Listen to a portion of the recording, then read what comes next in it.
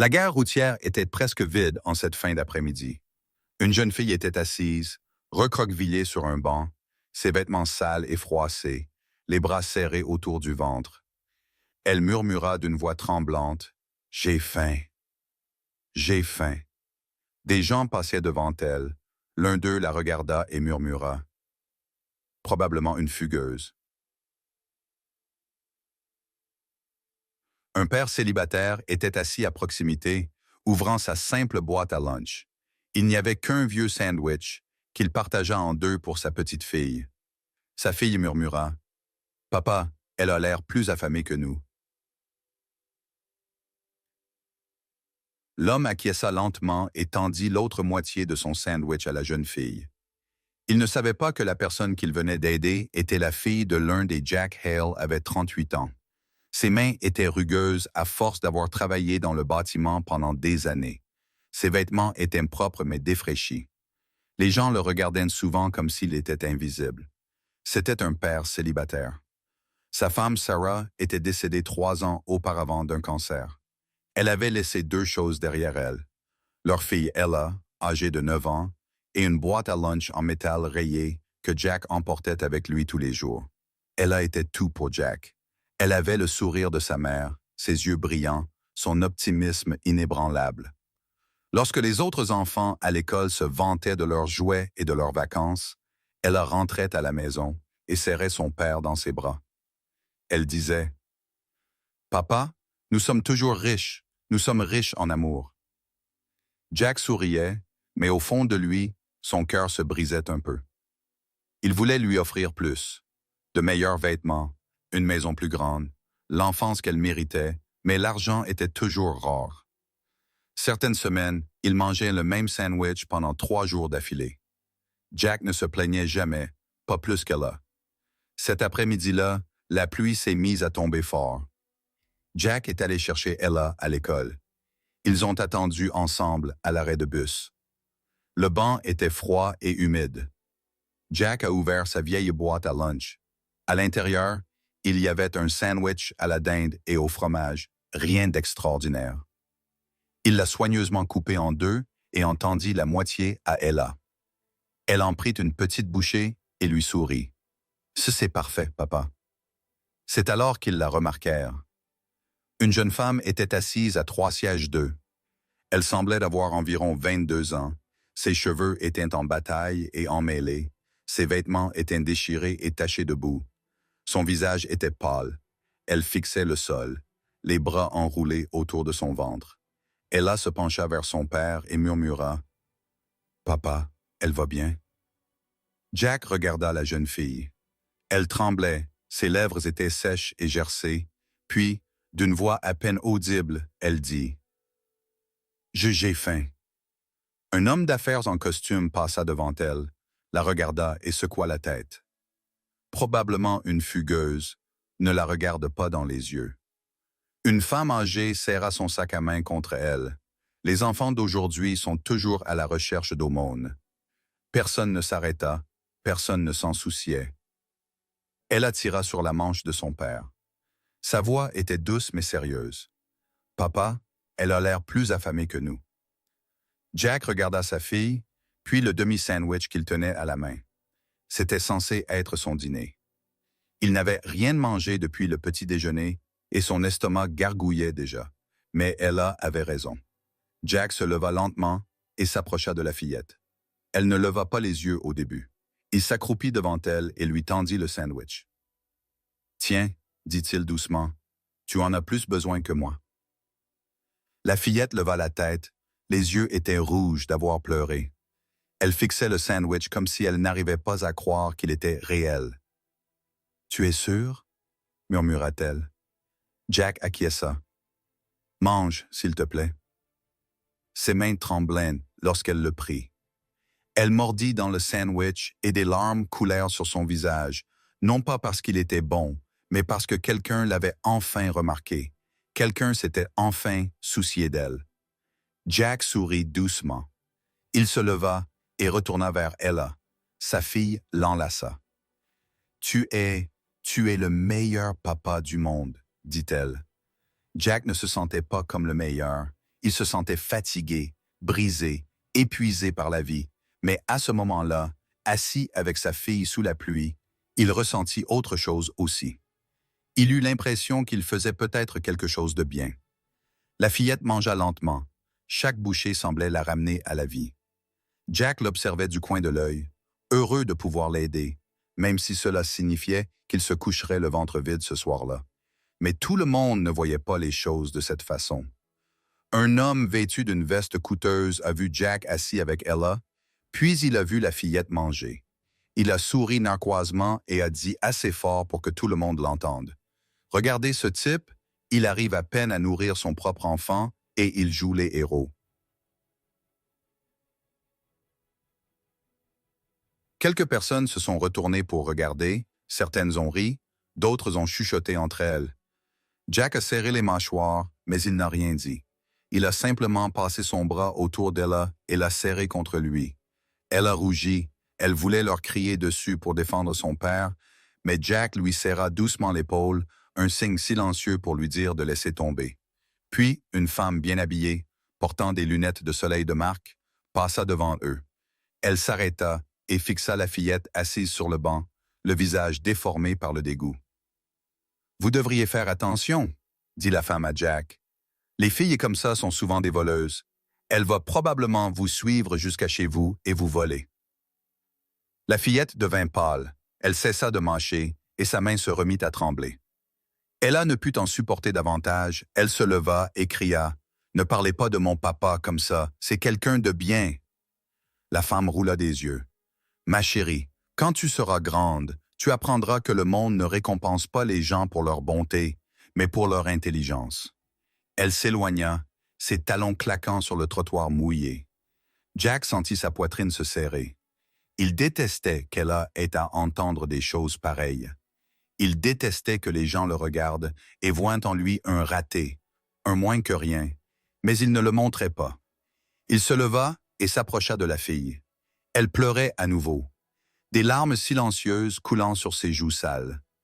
Jack s'agenouilla, sortit une serviette de sa poche et lui essuya doucement le visage. « Écoute-les pas, » lui dit-il doucement. « T'es pas une voleuse, t'es juste quelqu'un qui avait besoin d'aide et c'est pas grave. » Elle leva les yeux vers lui, les yeux écarquillés et brisés. « Pourquoi es-tu si gentil avec moi? » Jack sourit tristement. « Parce que quelqu'un a été gentil avec moi une fois, quand j'en avais le plus besoin. » Plus de gens se rassemblèrent autour d'eux. Certains filmaient avec leur téléphone.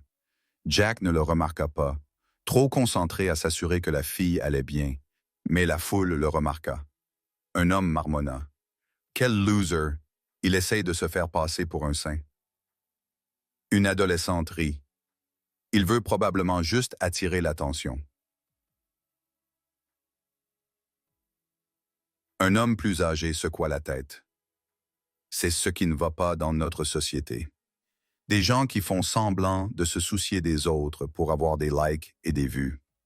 Les chuchotements devinrent plus forts, plus méchants. La foule se retournait contre Jack, mais alors quelque chose d'inattendu se produisit. L'un des passagers, un étudiant, avait filmé toute la scène et avait mis la vidéo en ligne sur les réseaux sociaux avec la légende « Un père célibataire donne son dernier sandwich à une fille qui a faim. Voilà à quoi ressemble la vraie gentillesse. » En quelques minutes, la vidéo commença à se répandre et en 1 heure, elle avait été vue des milliers de fois. Lorsque Jack et Ella montèrent dans leur bus, la vidéo était devenue virale et avait été vue par des millions de personnes l'avaient visionnée. Certains ont félicité Jack, le qualifiant de héros et de modèle, rappelant qu'il existait encore des gens bien.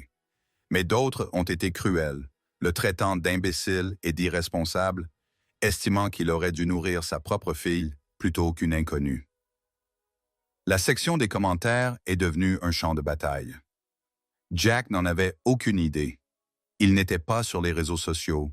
Il ne possédait même pas de smartphone, seulement un vieux téléphone à clapet qui fonctionnait à peine. Tout ce qu'il savait, c'est qu'il avait aidé quelqu'un qui en avait besoin, et cela lui suffisait. Ce soir-là, Jack a bordé Ella dans son lit. Elle l'a regardé avec des yeux endormis. « Papa, tu crois que cette fille va s'en sortir? » Jack a écarté les cheveux de son front. « Je l'espère, ma chérie, je l'espère vraiment. » Ella a bâillé. « Je suis contente que tu les aies aidés, même si ces gens étaient méchants. » Jack a embrassé son front. « Être gentil, ce n'est pas une question d'opinion des autres, c'est faire ce qui est juste, même quand c'est difficile. » Ella sourit. « Je t'aime, papa. Je t'aime aussi, ma chérie. » Jack éteignit la lumière et se dirigea vers le salon. Il s'assit sur le vieux canapé et fixa la boîte à lunch rayée posée sur la table. Il pensa à Sarah, à sa foi inébranlable en la gentillesse, même lorsque le monde était cruel. Il pensa à la fille à la gare routière. Il se demanda où elle était maintenant, si elle était en sécurité, si elle avait un endroit chaud où dormir. Il ne connaissait pas son nom ni son histoire, mais il espérait qu'elle allait bien. Il ne savait pas que la fille qui l'avait aidée n'était ni sans-abri, ni fugueuse, ni voleuse. Elle s'appelait Sophie Lane et son père était l'un des hommes les plus riches de toute la ville. Le lendemain, tout allait changer. Le lendemain matin, Jack se réveilla tôt, comme d'habitude. Il prépara le petit déjeuner d'Ella. Du pain grillé avec du beurre et un verre d'eau, c'était tout ce qu'ils avaient. Il l'accompagna à l'arrêt de bus pour l'école, l'embrassa sur le front et la regarda monter en toute sécurité. Puis, il se rendit au chantier où il travaillait. Mais lorsqu'il est arrivé dans son quartier ce soir-là, quelque chose n'allait vraiment pas. Une foule s'était rassemblée devant son petit immeuble. Des camions de télévision étaient alignés dans la rue. Il y avait des caméras partout. Des journalistes criaient des questions. Le cœur de Jack battait à tout rompre. Sa première pensée a été pour Ella. Allait-elle bien? Quelque chose s'était-il passé à l'école? Il s'est frayé un chemin à travers la foule. « Excusez-moi, j'habite ici. Que passe-t-il? » Un journaliste lui a mis un micro sous le nez. « Monsieur Hale, est-il vrai que vous avez donné votre dernier repas à un inconnu? » Jack s'est figé. « Quoi? Comment connaissez-vous mon nom? » Un autre journaliste s'est interposé. « La vidéo a été vue plus de 10 millions de fois. Vous êtes en tête des tendances mondiales. » Jack avait la tête qui tournait. Une vidéo tendance? Il n'avait aucune idée de ce dont il parlait. Puis, la foule se tut soudainement. Une file de voitures de luxe noires s'arrêta lentement, comme si elles avaient pris leur temps. Le genre de voiture que Jack n'avait vu que dans les films. Les portes s'ouvrirent. Des hommes en costume sombre en sortirent, des gardes du corps professionnels et intimidants. Puis elle apparut, la file de la gare routière. Mais elle ne ressemblait en rien à ce qu'elle était hier. Ses cheveux étaient propres et parfaitement coiffés. Elle portait une élégante robe blanche qui coûtait probablement plus que ce que Jack gagnait en un an. Ses boucles d'oreilles en diamant scintillaient au soleil. Elle avait l'air d'une princesse. La foule retint son souffle. Les flashs des appareils photo crépitèrent. Jack resta figé, la bouche légèrement ouverte. Il n'arrivait pas à comprendre ce qu'il voyait. La fille marcha droit vers lui, ses talons claquant sur le trottoir. Les gardes du corps l'encadraient des deux côtés. Elle s'arrêta juste devant Jack, puis elle sourit, le même sourire brisé et reconnaissant que la veille.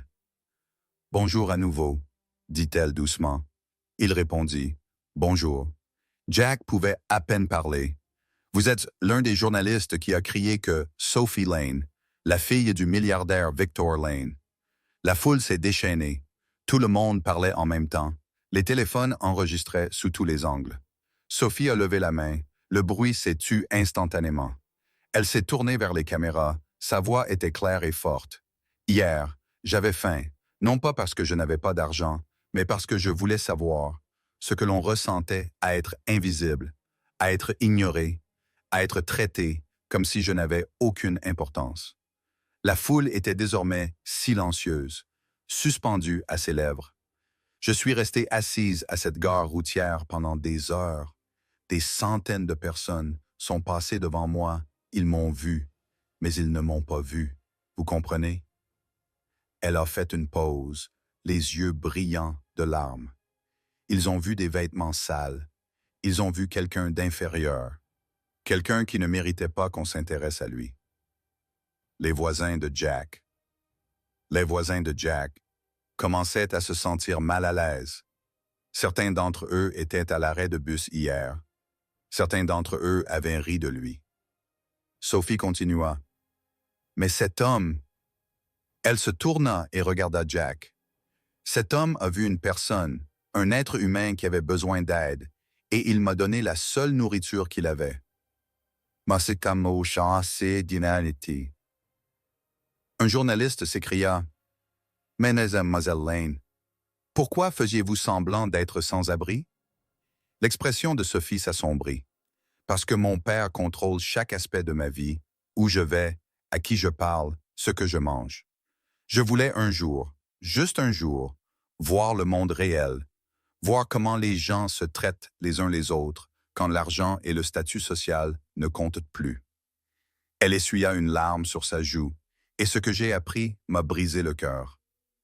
La plupart des gens sont cruels, égoïstes. Ils vous jugent sur votre apparence, sur ce que vous pouvez leur offrir. Elle se tourna vers Jack, mais pas lui. Il ne m'a pas jugé, il m'a juste aidé, et pour la première fois de ma vie, je me suis senti vraiment comblé. La foule était silencieuse. L'équipe de sécurité de Sophie s'est avancée. L'un d'eux lui a tendu un dossier. Elle l'a ouvert et en a sorti une capture d'écran imprimée. La vidéo virale, des millions de vues, des milliers de commentaires. Elle l'a brandie pour que tout le monde puisse la voir. Cet homme est un héros, non pas parce qu'il voulait attirer l'attention, non pas parce qu'il voulait des louanges, mais parce qu'il possède quelque chose que la plupart des gens ont perdu. Il a de la gentillesse, une gentillesse véritable et désintéressée. Jack a senti sa gorge se serrer. Il n'était pas habitué à être le centre de l'attention. Il voulait disparaître, mais Sophie n'avait pas fini. Je l'ai cherché toute la nuit. J'ai regardé cette vidéo 100 fois. J'ai lu tous les commentaires et j'ai compris quelque chose. Elle regarda directement la caméra la plus proche. Nous vivons dans un monde qui célèbre la richesse, le pouvoir, le succès, mais nous avons oublié la chose la plus importante. Nous avons oublié comment prendre soin les uns des autres. Des larmes coulaient maintenant sur son visage, mais elle ne s'arrêta pas. Cet homme n'a rien, mais il a tout donné, et cela vaut plus que tout l'argent du monde. La foule commença à l'applaudir, lentement au début, puis de plus en plus fort. Certaines personnes pleuraient, d'autres filmaient. Le moment était électrique, mais une autre voiture s'est arrêtée. Celle-ci était encore plus grande, une Rolls-Royce noire brillante comme un miroir. La porte s'est ouverte et un homme d'une 60aine d'années est sorti, grand, aux cheveux argentés, vêtu d'un costume coûteux. Sa présence imposait le respect. Victor Lane, le milliardaire, le père de Sophie. La foule s'est à nouveau tue. Victor s'est dirigé lentement vers sa fille, le visage impassible, à la fois furieux, fier et déçu. Sophie se tenait droite, prête à affronter ce qui allait suivre. Victor s'est arrêté devant elle, a regardé Jack, puis sa fille. « Tu t'es enfui », a dit Victor d'une voix grave et froide. « J'avais besoin de savoir », a répondu Sophie avec fermeté. « J'avais besoin de voir le monde dont tu m'as empêché de découvrir. » Victor, tu aurais pu être blessé, kidnappé, tué. Mais je ne l'étais pas, rétorqua Sophie. J'avais faim, et cet homme m'a nourri alors que tous les autres passaient leur chemin. Ton argent et ton pouvoir ne signifiaient rien. Le père et la fille se regardèrent fixement dans une bataille de volonté, puis quelque chose d'inattendu se produisit. Le regard de Victor s'adoucit légèrement. Il regarda à nouveau Jack, l'observant attentivement. « Tu lui as donné à manger, » dit Victor. Ce n'était pas une question. Jack acquiesça. « Oui, monsieur. »« Pourquoi ?» Jack hésita, puis répondit simplement « Parce qu'elle en avait plus besoin que moi. » Victor resta silencieux pendant un long moment, puis tendit lentement la main. « Merci, » dit-il doucement, « d'avoir pris soin de ma fille quand je ne pouvais pas le faire. » Jack lui serra la main fermement, avec respect. La foule éclata en applaudissements. Les jours suivants furent mouvementés. La vidéo devint encore plus virale, les chaînes d'information la reprirent, les talk-shows et les réseaux sociaux explosèrent. Le quartier de Jack se transforma du jour au lendemain. Les gens qui l'avaient ignoré pendant des années voulaient soudainement lui parler, lui serrer la main, prendre des photos avec lui. L'homme qui l'avait traité de loser à la gare routière se présenta à sa porte avec des fleurs. « Je suis vraiment désolé, mec. Je ne savais pas. » Jack accepta les excuses, mais il n'oublia pas les mots. La femme bien habillée qui avait traité Sophia de voleuse tenta de se défendre sur les réseaux sociaux. Elle publia de longues excuses, mais Internet ne lui pardonna pas. Ses commentaires furent inondés de messages de colère. Les gens découvrirent où elle travaillait, ils ont laissé de mauvaises critiques, ont appelé son employeur et en moins d'une semaine, elle a perdu son emploi. Certains ont trouvé cela trop sévère, d'autres ont dit que c'était justice. Jack n'a fait aucun commentaire, il n'a pas célébré sa chute, il espérait juste qu'elle en tirerait une leçon. L'étudiant qui avait publié la vidéo originale a été interviewé à la télévision nationale. Il a déclaré « Je voulais juste que les gens voient à quoi ressemble la vraie gentillesse. Je ne pensais pas que cela ferait autant de bruit. » Il a fait don de tout l'argent qu'il avait gagné grâce à la vidéo à la famille de Jack, soit plus de 50 000 $. Jack a pleuré lorsqu'il a réalisé que, pour la première fois depuis des années, il n'avait plus à se soucier du loyer, de la nourriture ou des vêtements d'Ella. Mais le plus grand changement est venu de la communauté elle-même. Les gens ont commencé à prendre soin les uns des autres, à aider leurs voisins, à faire des dons aux refuges locaux. La gare routière où tout s'était passé est devenue un lieu emblématique. Les gens y ont déposé des fleurs, des mots, des petits cadeaux. Quelqu'un a peint une fresque sur le mur, représentant un homme tendant un sandwich à une fille. En dessous, on pouvait lire « La gentillesse ne coûte rien, mais signifie tout ». Un soir, Sophie s'est rendue à l'appartement de Jack un soir et apporta un cadeau à Ella. Un magnifique collier avec un petit pendentif en diamant. Les yeux d'Ella s'écarquillèrent. « Est-ce que c'est vrai? » Sophie sourit. « Oui, mais ce n'est pas le diamant qui compte, c'est ce qu'il représente. » Elle s'agenouilla pour être à la hauteur des yeux d'Ella.